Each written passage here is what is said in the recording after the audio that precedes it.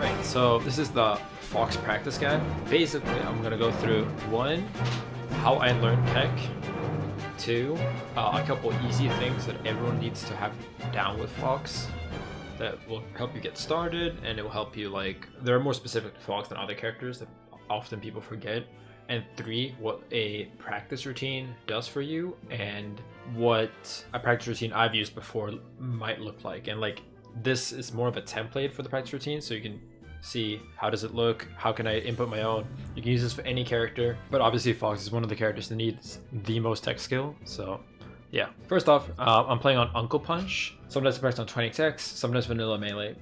You can do a lot with just vanilla melee, but I like playing on Uncle Punch because there's a bunch of different things here that you can turn on that make it obvious if you're fucking up or if you're not executing something perfectly. And if you're not executing it perfectly, why is that? You can put L cancel here, you can put miss tech, act out of shield frame, spacey tech, shield drop, dash back, like there's so many things here. The main ones we're going to use for now is I'm going to demonstrate it with ledge dash, combo counter we're going to use later, and wave dash timing. So these are the ones we're going to use first. And I also use universal control fix since most tournaments run on that. If you don't know how to download 20xx or UCF, there will be links in the comments and in the video description. So first off, there's a ledge dash training and there's a cancel one. I don't like using either of these. I actually use exercise for most of it when I just want to like practice one specific thing. Say I'll put Fox and start. Now in the newest version of Uncle Punch, you can select stage, which is really helpful, but yeah, Battlefield is a good starting stage. So first off, this mode is just like how many eggs can you hit, and I think this is a pretty good warm-up. It helps you practice L canceling, it helps you practice at just like hitting different spots, but that's not what we're going to use for it today. But you could use this as a warm-up if you want, if you like. What we'll do is we'll just press D-pad down and the time will start going up instead. And now you can use this for chicken time and stuff like that if you want. So you don't really have to concern yourself much about the angle. I think looking at that is really stupid. With Fox, generally when you wave dash, you just want to hit down and forward, or back and forward, or straight down. Those are the main ones. Fox can hit perfect wave dashes, but generally they don't matter too much. So definitely, especially when starting out, concern yourself with down forward mostly. So as you can see, I'm hitting mostly frame perfect wave dashes. I would say in general, you can aim for either frame 1 or frame 2. But if you fail, I think it's better to fail by hitting frame 3 or frame 2 than hitting frame 0, like doing it too fast. Because if you press it too fast, you get a full jump.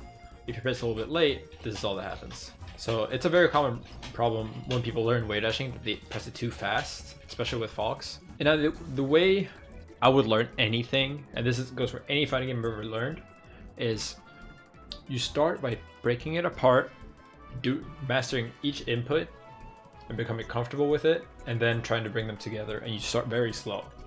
So for wave dashing, most people use full jump. So you just like think about full jumping, and you think about, you know, like holding the direction. So full jump pressing down forward, and full jump like pressing down back without getting a dash and then jump. So jump, then down back, jump, then down back, jump, then down back. Because if you press down back before, then you will turn around, and that's not what you want. Especially like when you're in shield, you can test this. You want to be able to get that and not that. And then you try air dodging, and first off, you can try doing it too fast, pressing them at the same time. And then you can try doing it super slow, like exaggerate. Just try to exaggerate in the beginning, like jump and jump down forward, or just jump. And then air dodge super late, and then do it slightly faster until you start getting wave dashes like this. And then now when you start aiming for these ones, you'll most likely get a couple full jumps. And you kind of want to make sure that you like start by aiming for frame 3 or frame 4, and then like on the counter here, and then you gradually try to move it a little bit down. But yeah, that's basically how I practice anything. Know what it looks to do it too slow, which is this. Know what it looks like to do it too fast, and then exaggerate in each way, like doing it much like a little bit faster or a little bit slower, and then you eventually find a timing. And this will take a long time. It's very important. This is a core practice principle. It's very important to realize that consistent practice is much better than a long like session of straight practice. Breaks and sleep help you learn, especially things like this that are muscle memory. The effects of your practice are not done until you've like played, went to sleep, woken up, and then like try again. That's basically when like you have accumulated the full effects of your practice. Because a lot of the time you practice something and you can't do it, and then you go to sleep or you take a break, and then you can do it much better. Don't concern yourself too much with hitting things perfectly. Concern yourself more about practicing, focused, and staying concentrated. And yeah, so what I would do is I would just practice with weight like this, making sure I get as few full jumps as possible, because those are the biggest culprit of screwed up movement. In general, obviously you don't want to like get a full jump, because then you have to like react to something different. Doing a slightly slow wave dash is not a big problem, and then you can start practicing it from like wave dashing, wave shining, and so on. It will take a long time to get this, but don't worry too much if you can't wave dash in the beginning. That's basically like very basic way of learning anything. If I do a common Dragon Ball, if I try to learn something in like how to edge guard, I always try to like do this, like do it too fast, do it too slow, try to slowly make up and reach this middle point where you get the perfect timing. So that's how I learn something new. So if I want to learn double shine, like, you know, I do the same thing, do it too fast, do it too slow. Sometimes it can be hard to do double shine too fast, but yeah, just make sure that you practice whatever you want. Don't add too many things, and try to practice as consistently as possible. And if you can, this is why I like Uncle Punch, track your progress. So try to like, you know, feel out. It can be hard for this one, but try to like maybe record a little video in OBS, or maybe a phone video if you're playing on COT, so that you can show yourself how it looked 10 days ago. Because in the moment it can be hard to appreciate your improvement, but over time you will see very clear differences. And tracking progress when it comes to anything helps making it a habit. It helps help you stay motivated. And yeah, it's just a really good thing. And if you're not improving, it also tells you what you're doing wrong. Next up, we're gonna do some tech that is specific to Fox, and then we're gonna do the routine. The biggest thing with Fox is this jump squat. What jump squat means is that you jump faster than any other character, basically, which means that a couple of things, but most notably, it makes actions such as short hopping, JC up smash, and JC grab harder. Those are the biggest things you have to keep in mind. And even I have problems consistently short hopping every time. I can short hop like this easily, but especially when I'm a little bit rusty, I start fucking up. Yeah, you see there, short up nairs, when I try to do them as soon as possible. So right now I'm a little bit rusty, so I'll screw them up a little bit. Practicing instant short up nairs is not something I recommend to start with, because it's a very awkward motion. So to start off, just learn short hopping, and again, press it too lightly, like barely even touch the button, like you're like just missing it, and then gradually move closer and closer until you're just very good at like lightly tapping it and doing it very quickly. And then the problem with short hopping is that there's so many different ways. Short hopping out of shield for me is easier than dashing and then short hopping and then nairing. Like doing that nair is easier for me to do than that nair. So yeah, try to practice a couple of different scenarios.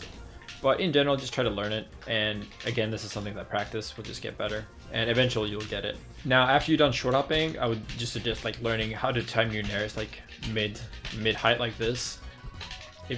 If you're only gonna learn one nair height, then mid nair height is the best.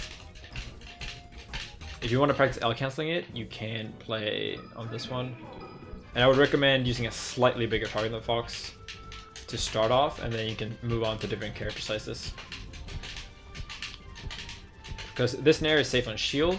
If you shine or spot dodge or jab after, it's good enough to combo, and it's not slow like the latest possible nair, but it's not as hard to do as the earliest possible nair. Earliest possible nair also is unsafe on shield, and is less safe on CC as well. And obviously it's the hardest, so don't mind doing that one earliest.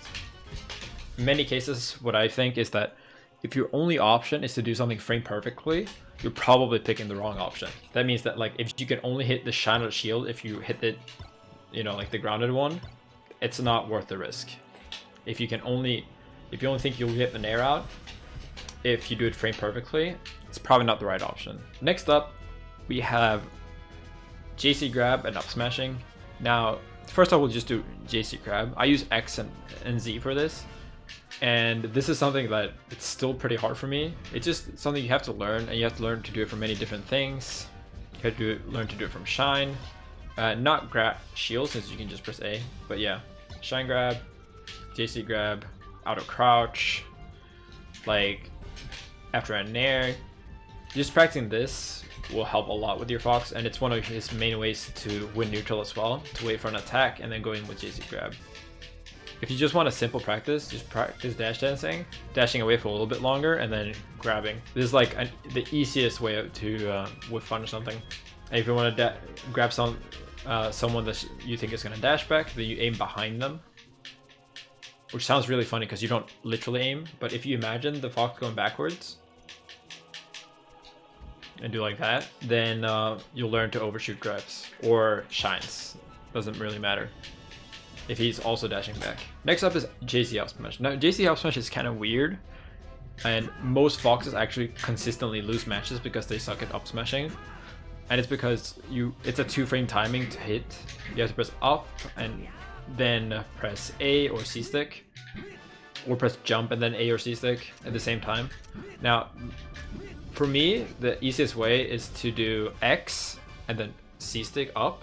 I claw for this, so I changed my grip from holding like this to like this. And then I go X and then up smash. This is the way I do it whenever I have time to swap. Sometimes it will be hard to react, as if I'm shielding and they do something unexpectedly lag on my shield. I might have to do it faster. Those times I press up and then C stick. You can probably learn to like do jump and then C stick up, but to do this out of shield is very hard. I mean, X up and A, but to do this out of shield is very hard, I think, since if you hold shield when you do this, you get grab instead of up smash. But if you do C stick, you always get C stick up. I mean, always up smash. So I can hold shield here and press like this. So yeah, it's very awkward. A lot of people do not claw, but it's something that if you're struggling with up smashes and you try to learning them pressing up and C stick at the same time, it's something I'd recommend. It's also a bit more consistent depending on controllers. Tapping up for C stick up is very inconsistent. And another thing for relatively new players and even players that are good, the two main options for Fox from Shine should be Shine grab and wave shine back. That's my honest opinion. I think doing stuff like this, like mirrors and stuff like that, that's nice, but especially starting out, you should make sure that your wave shines and your shine grabs are as good as they can be, because using those two essentially create a 50-50 mix-up where if you think they're going to spot dodge the shine grab, you can do wave shine and then do another shine, which will punish it. If you think they're going to roll out of the grab, you can wave shine back and then grab them or up tilt them.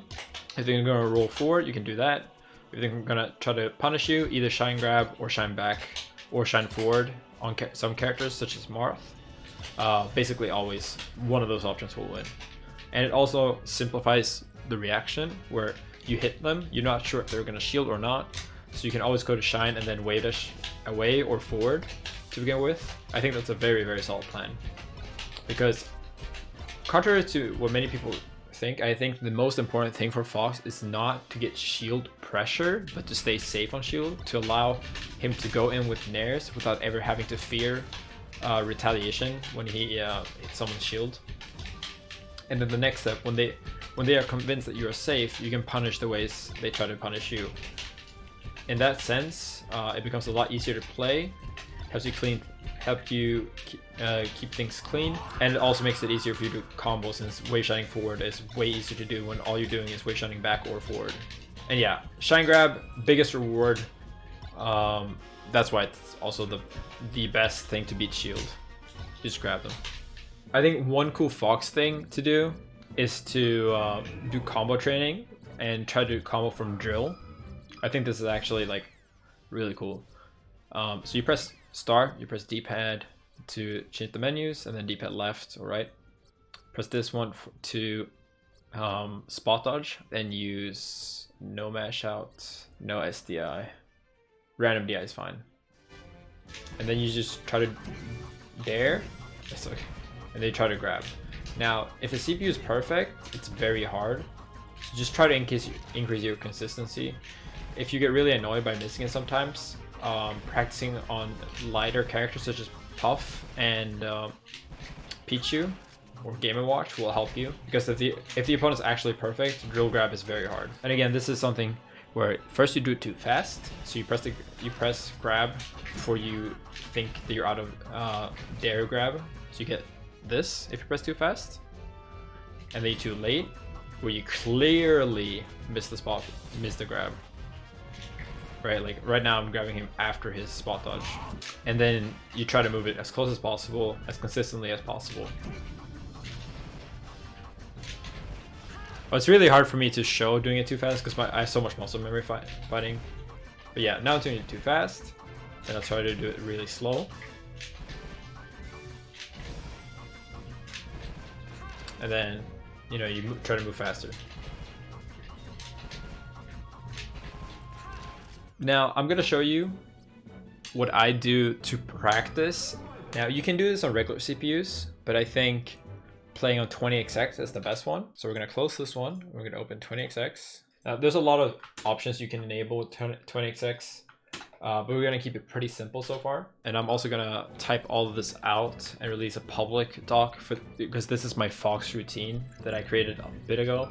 It was more, I didn't publish it then because I didn't do as much YouTube, but yeah. So main one is just go to melee. You pick Fox, you make your CPU the player 4-1, because this is one with the best CPU. You pick level 1, level 3 doesn't really matter. You pick a character that you want to practice against. And here's the thing, you don't play stocks, because stocks is not what we're trying to do. We're not trying to beat the CPU. We're not trying to, you know, destroy him as hard as possible. Nothing like that. And you can also, so if you put it to time in 20XX, you can hold start and it will start for you. Now, here's the key thing that I do differently. Again, practicing too much will hurt your hands. It will make you burn out. It will make you focus too much on some things, get you frustrated. I really think that when you're doing a routine that's not supposed to be super specific, it's not supposed to be like, I'm gonna learn wave shining backwards. I think keeping yourself, intentionally limiting yourself on time is good. And what I always do is I do some kind of timer, so like 3 minutes, for example. Now this routine that I do is 10 minutes long, and I can show you to it here. Basically, here you also have the breakdown. So if I do 9 minutes, put 9-minute timer, it will, these 10 things will be 1.5 hours. If I do 6, it'll be 1 hour. If I do 5, it'll be 45 minutes. If I do 3, it'll be 30, 2, 20. So you can kind of adjust yourself. Do I have 20? Do I have 30? And obviously you can take away half of these, like do that, and only, you know, adjust the time accordingly. So first off, we have this one. Warm up, move around, short hop, full jump, wave dash, dash dance, and whatever comes to mind. See what I seem to miss a lot. Once a bit warmed up, practice precise, simple movements out instead, making sure to move the character exactly the way I want. Now, you don't need to do this super specifically, but it's just like a guideline. Like, I'll go back to melee, pick battlefield, FD, whatever stage you want, and yeah, just do simple movement, wave dashing, full jumping, what I seem to miss. For Fox, it could be the most simple thing, but we're gonna get to that as well. Yeah, this is generally just movement, making sure you don't hold the controller too tense, warming up a little bit. So this one's short up aerials, go through each of them step by step, nair, drill, back air, up air, fair. Make sure to repeat. Practice both retreating, approaching, shield stop, and to hit specific marks on the ground to ensure the movement up to the aerial is smooth. That's like the goal, but obviously you can make this simpler. If you're just starting out, just make sure that you can get like nair, back air, and drill. Then you can do upper, then you can do fair. This is all just a guideline, and it's a bit outdated. I think in general, this one's a bit too much. It's a bit hard to like remember all this. If I designed this today, I would probably make it simpler, and I'd make it easier so you don't have to keep reading off like a big document when you're practicing. But yeah, this can still help you to give some ideas on what to practice and such. So now we do we do this, and then what you do is that you just do this until the timer is out, and I generally just pick random stages. So now you do nair. Again, UCF is not on this one. And you can start doing standing, rising, late, empty, drill, space away drill, space forward drill, fast forward drill, fast back here both ways. Since I do it with A this way and C stick this way, so it's more natural.